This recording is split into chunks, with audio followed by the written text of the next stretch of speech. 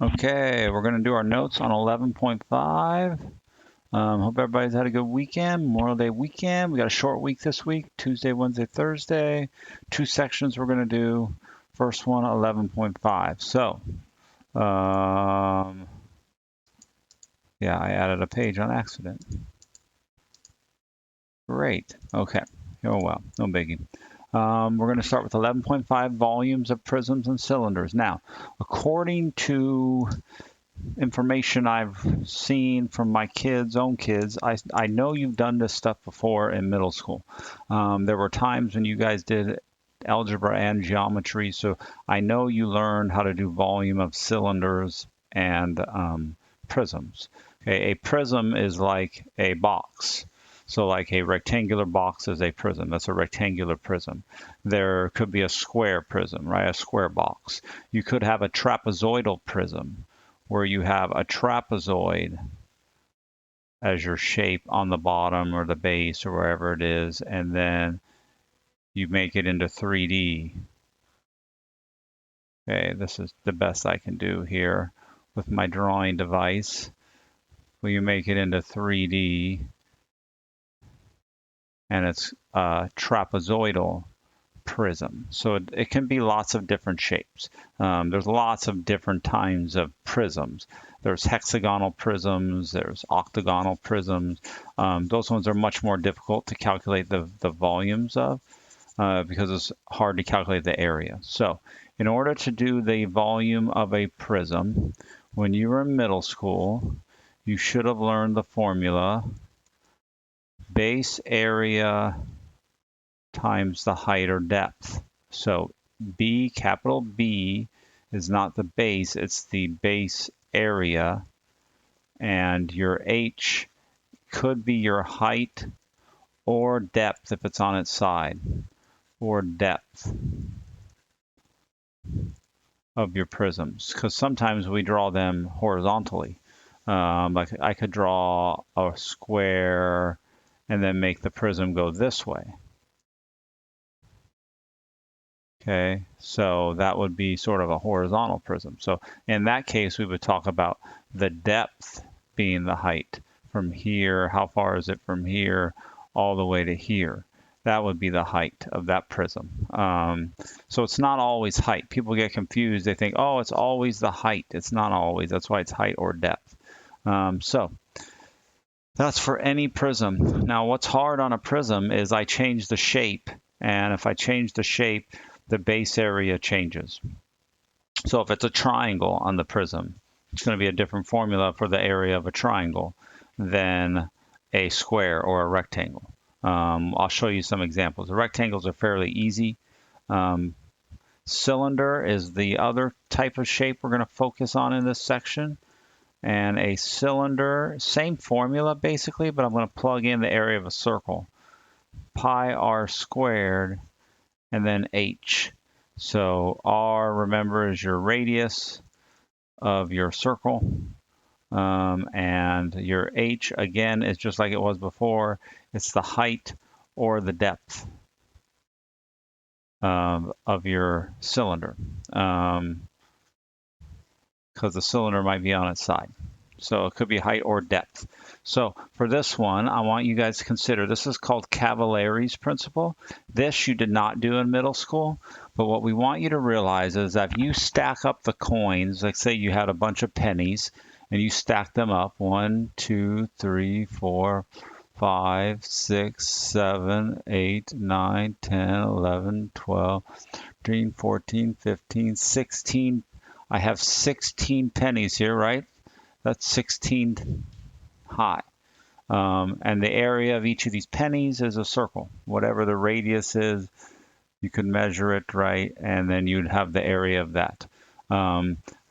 That is, they want you to understand that even if the stack of pennies is leaning over, like we draw it in figure B, how it leans over a little bit, so the stack is not going up straight, it's still the height of this stack, even though it's leaning over, it's still going up 16 pennies. Like we still stacked up 16 pennies. I just stacked them leaning over. but I'm still going 16 high. I still have the same radius as the penny. The size of the penny didn't change. So the volume of these two pictures is exactly the same. Doesn't matter if the volume is going like straight up like here or if it's leaning over slightly. It's still the same volume because the height of how many pennies I stacked is still the same. We didn't change the number of pennies that were there, so the volume is still the same volume. It's just reconfigured leaning over, but it's still the same volume. That is called Cavaliere's principle. Doesn't matter if it's going up straight or if it's leaning over, okay? So we're going to use that when we calculate the volume down here in example 2. So volume on example 1, this is just a rectangular prism. So I'm going to say this rectangle is my base on the bottom here. So my area of that rectangle on the bottom is 7 times 4, which is 28 square inches. So there's your area of that rectangle. And then the volume is going to be the area of the base, 28 square inches, times how tall that stack is. That stack is 3 inches tall because we took those rectangles and we stacked them up 3 inches. So 28 times 3 is the volume.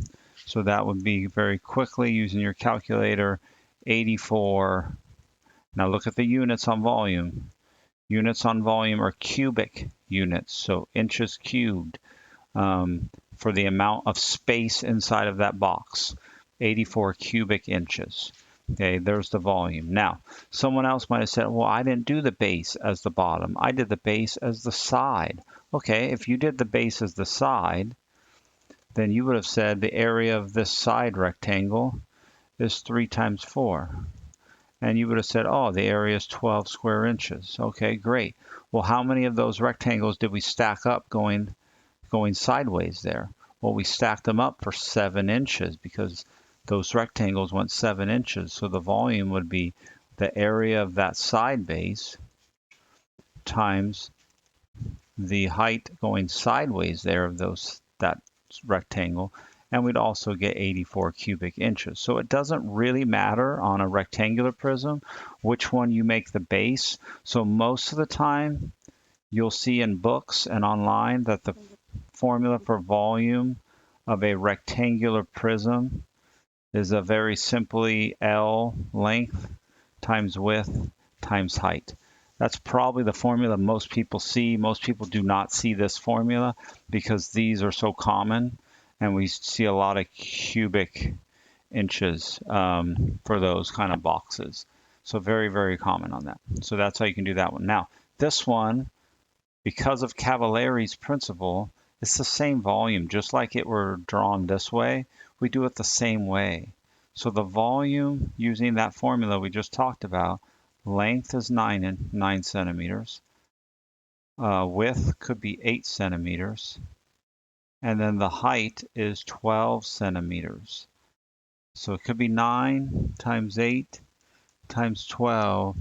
Even though it's leaning over, the volume is still 864 cubic centimeters. So we don't care that it's leaning over. You do it the same way you did the last one. You could have chosen this for your base, and that would be 9 times 8. So it's a rectangle, and then that rectangle of 9 times 8 is stacked up for 12 centimeters. Even though it's leaning over on the stack, it's still stacked up for 12 centimeters. We don't care about this.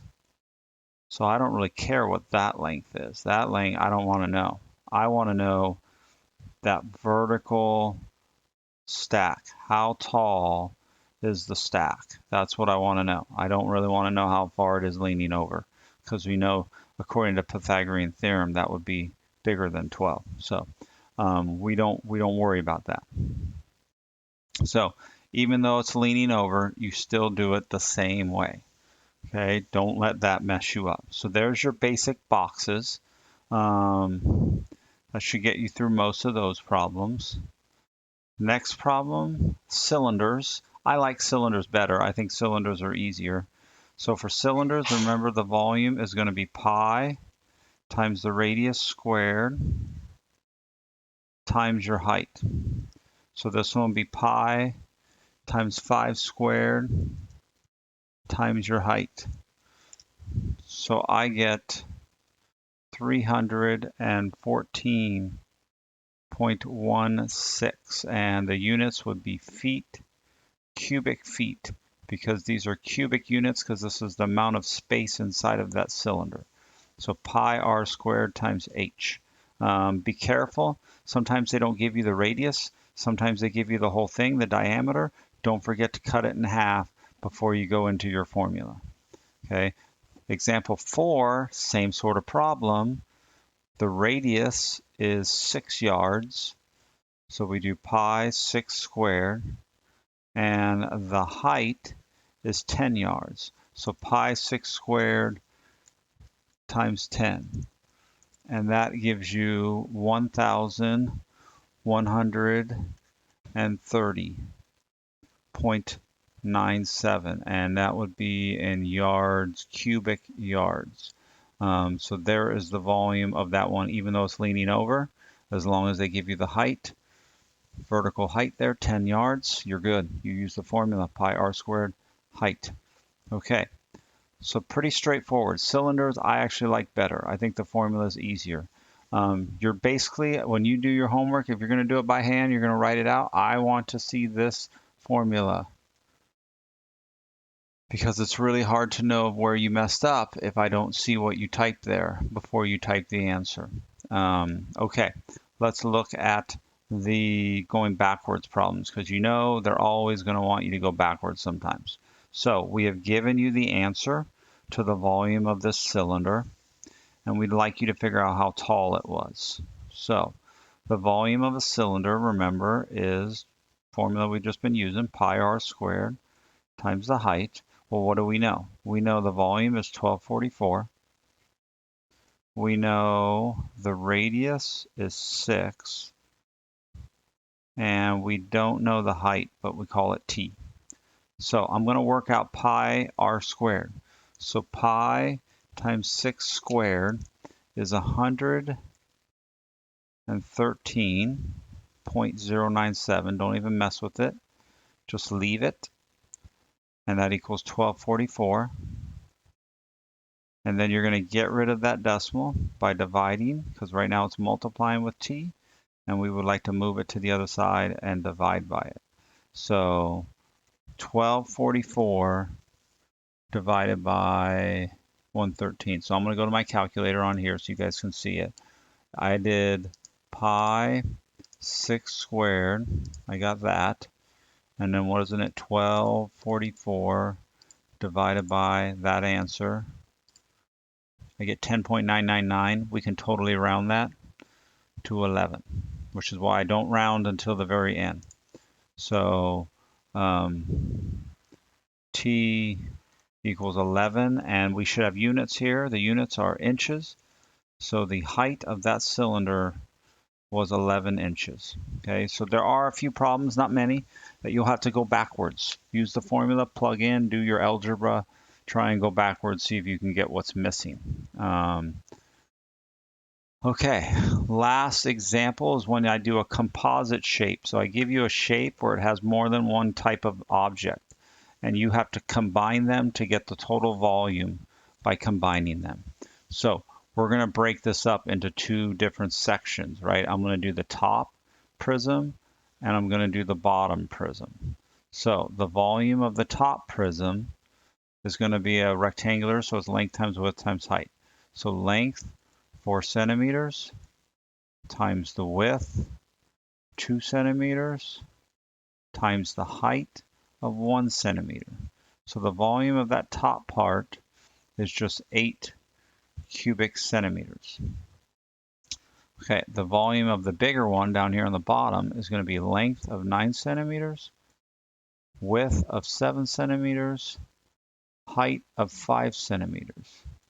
So length times width times height, 9 times 7 times 5, I get 315 cubic centimeters. So there is the volume, right, for the bottom box. There's the volume for the top box. So the total volume is going to equal 315 cubic centimeters plus 8 cubic centimeters. You're just going to add them together. That's it. 325, no, 323 cubic centimeters. So I love composite shapes because you have to combine shapes. So you have to look at your picture and decide how you're going to combine. I love it when they put a circle cylinder with, you know, on top of a box or something like that. So look at the ones I give you. Try and see if you can handle those. Oh, there's one more I want to give you. I want to do a triangular because I didn't get to give you one, and I feel like they come up and people mess them up all the time. So I'm going to give you a triangle here. Okay. Now I'm going to make this triangle go 3 dimensions.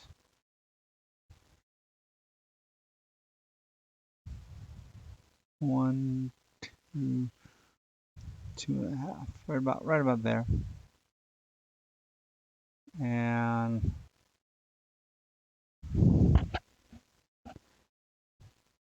should be even to that one. Okay.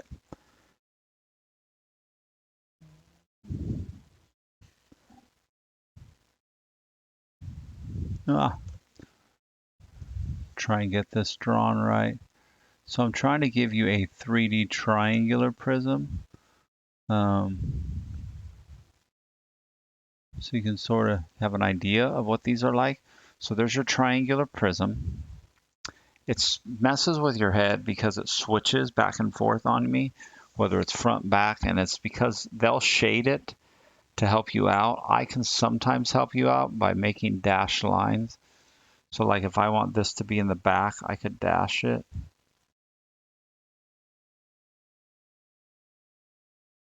Makes it more appear like it's sort of in the back there. This is in the back.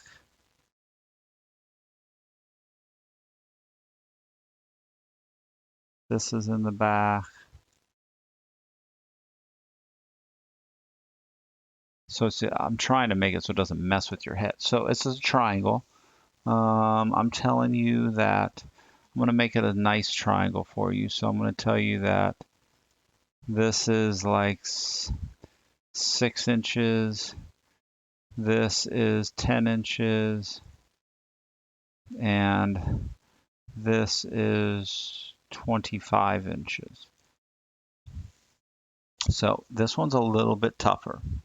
So on this one, when I'm trying to find the volume, I make the triangle as my base. So this top part or the bottom part.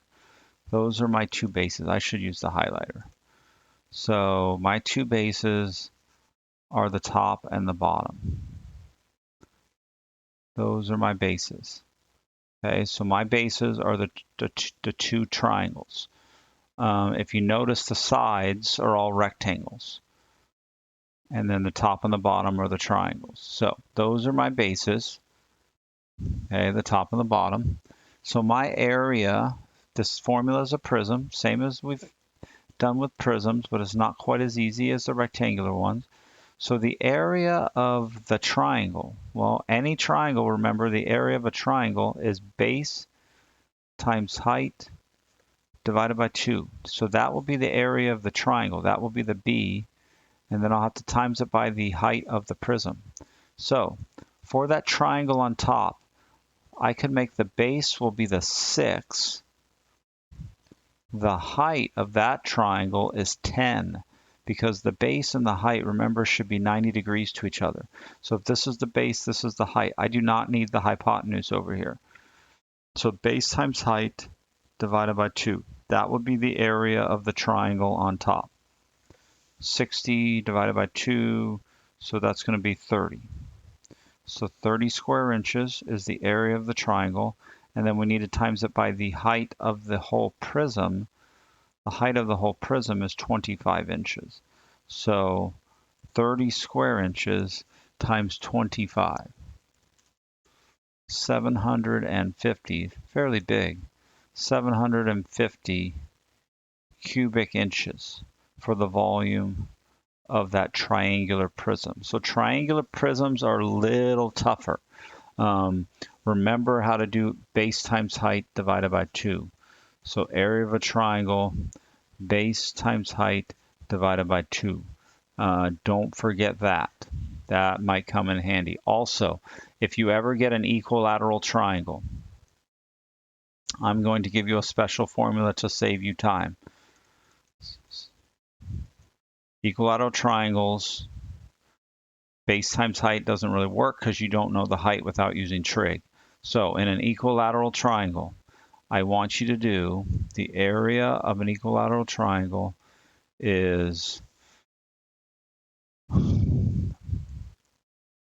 radical 3 over 2 side squared. Radical 3 over 2 times the side squared. So whatever the length of the side is, you have an equilateral triangle. Whatever the length of the side is, right, they're all the same. They're all that S. You would do radical 3 over 2 times that squared. That's going to be a shortcut. If you can't remember that, you got to go use trig, and you got to figure out the height.